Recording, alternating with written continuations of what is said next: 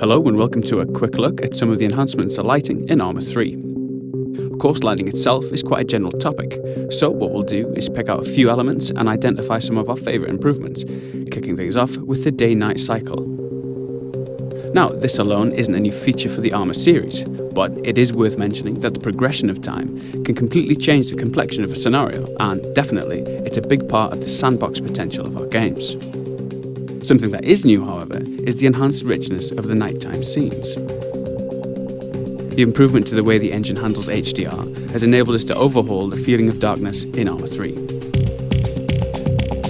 Vehicles particularly take on a whole new complexion, and the detailed ground surfaces really come into their own, casting this kind of light.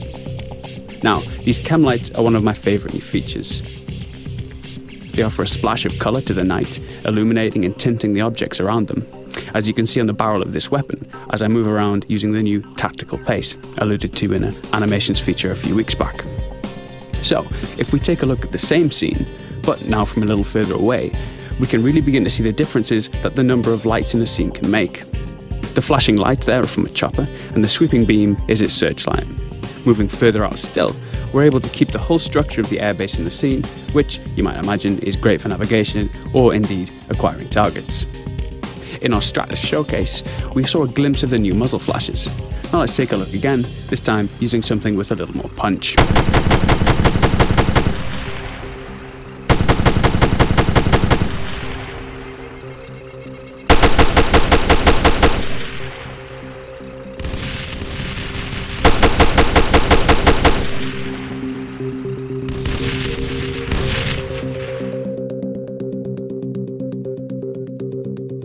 So, moving on. Yes, for those paying attention, we're not underwater quite yet, but what you're seeing here is a peek at some of the content we've prepared for the presentations at this year's E3. If we hop across to our elite Tier 1 operator, we'll jump into our diving showcase. This section demonstrates a number of new features, but of course here we're most interested in the lighting. Looking past the fish and through the surface, we can see the clouds and the underwater shading effects on the surface of rocks, seabed, etc.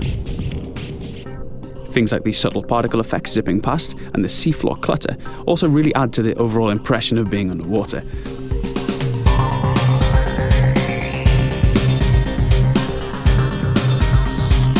Okay, skipping ahead a little, we can spot some of the underwater mines. A wreck, obligatory tuna fish, an STV just to the left behind that rock, and of course some Op-4 divers.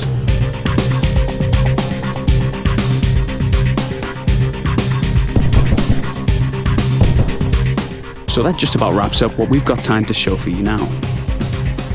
As always, thanks for joining us, and if you'd like to see us at E3, we'll have much more information about that posted next week. Bye for now.